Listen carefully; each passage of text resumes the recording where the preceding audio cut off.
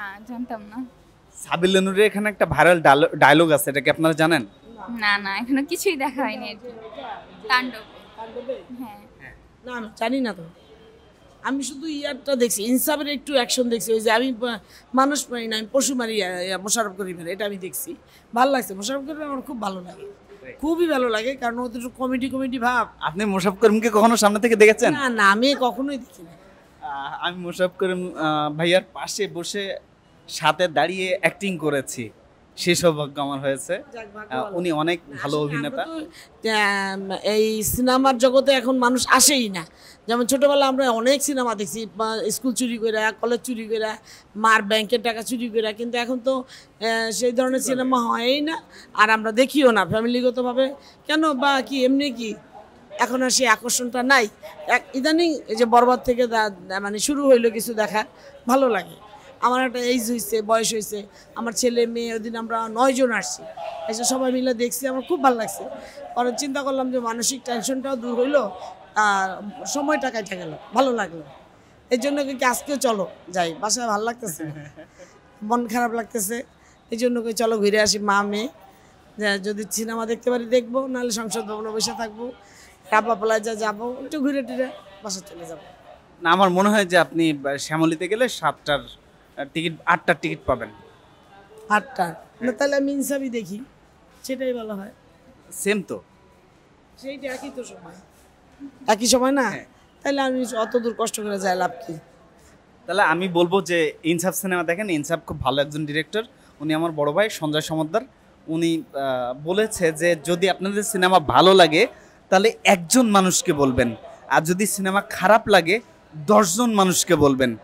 এটা আপনার জন্য ভালো না? যদি খারাপ লেগে থাকে আপনি 10 জনকে বলে দিবেন এই সিনেমা ভালো না, দেখবা না।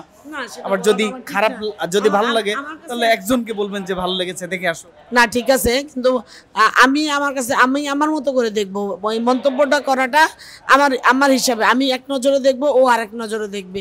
অতএব আমি খারাপ বলাটা ঠিক না। যার যার বেসিক নলেজ আলাদা। অতএব আমার ভালো লাগতে পারে, আরেকজনের ভালো নাও লাগতে পারে, ঠিক না? তাহলে আমি কেন মন্তব্য করতে যাব? ভালো মন্দ মিলে চলে সব কিছু। আসলে আন্টি অনেক পজিটিভ একজন মানুষ, খুব ভালো একজন মানুষ, অনেক ভালো মনের একজন মানুষ, যে কারণে সে সবসময় শুদ্ধতার পথে অ্যান্ড সব কিছু পজিটিভভাবে দেখছে। সবাই আন্টির জন্য দোয়া করবেন যেন আন্টি অনেক ভালো থাকে। গলাটা বসা, কথা বলতে পারতেছি না, কান্না করছি তো, যেন খুব। কেন কান্না করেছেন? কবরস্থানে গেছিলাম, মন খারাপ, ওইখান থেকে কবর জিয়ারত করে আসছি, মনে অনেক কষ্ট। যাই হোক, পারিবারিক ব্যাপার, এই জন্য আর কি মনটাও বসে গেছে, ঠান্ডা লাগছে, যার কারণে এমন কিছু না। তাই কি মন্তব্য করি না আমি কাউকে নিয়ে, সবাই ভালো। আমি আমার দৃষ্টি থেকে দেখব, আরেকজনের দৃষ্টি থেকে দেখবো। অতএব খারাপ মন্তব্য করাটা ঠিক না।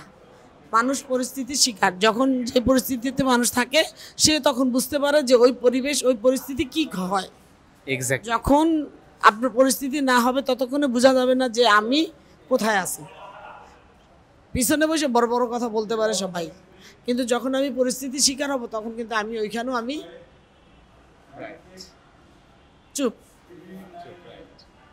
যতক্ষণ পর্যন্ত মানুষ তার ওই পরিস্থিতির শিকার না হবে অতক্ষণ পর্যন্ত মানুষ তার উপলব্ধি করতে পারবে না। কিন্তু বড় বড় উপদেশ দেওয়া যায়, বলা যায় এই করব সেই করব, আমি হলে এটা করতাম সেটা করতাম, কিন্তু আসলে পরিস্থিতিতে বললে এটা করা যায় না, হয় না। এক্স্যাক্টলি, অনেক ভালো কথা বলেছেন। জীবনে অনেক কিছু দেখেছি আমি বয়স হিসাবে, আমার অনেক কিছু দেখা আছে বাস্তবতা। আমি এরকম বহুত কথা বলছি, কিন্তু যখন আমার বেলায় আসছে তখন আমি জিরো। তাহলে আমি মানুষকে নিয়ে আর গসিপ করাটা আমার ঠিক না। আমি নেগেটিভ পছন্দ করি না, পজিটিভ ভালো লাগে। Thank you so much. ঠিক আছে, অনেক ভালো থাকবেন, অনেক সুন্দর কথা বলেছেন। আমার জন্য, আমি যেন ধৈর্য সাধন করতে পারি, আল্লাহ যেন আমাকে ধৈর্য দেয়, আল্লাহ যেন আমাকে একটু শান্তি দেয়, এটুকুই, আর কিছু না। আল্লাহ যেন ভালো রাখে, আমার জন্য দোয়া করবেন, আমি এতেই খুশি, আর কিছু লাগবে না। শুধু আমি না, আমার যারা দর্শক আছে, ফ্যান ফলোয়ার আছে, তারাও করবে। সবাই আন্টির জন্য দোয়া করবেন যেন সে ভালো থাকে। আপনার মেয়ে কিসে পড়ে? ও ক্লাস 9-এ পড়ে।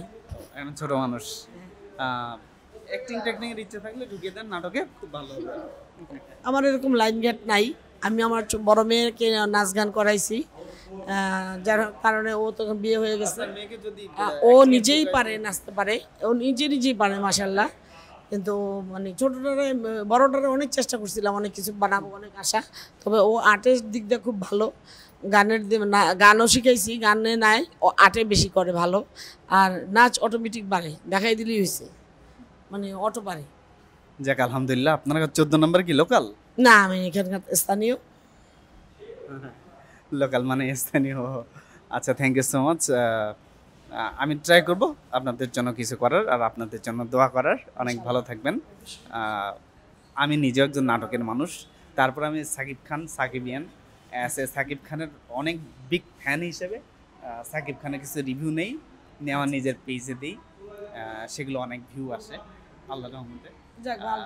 ও খারাপ না, এখন বাংলাদেশের নায়ক বলতে ওই আছে, আর তো কেউ নেই। মান্না মারা যাওয়ার পর থেকে শাকিব খানই উঠে গেছে, এটা ভাগ্য।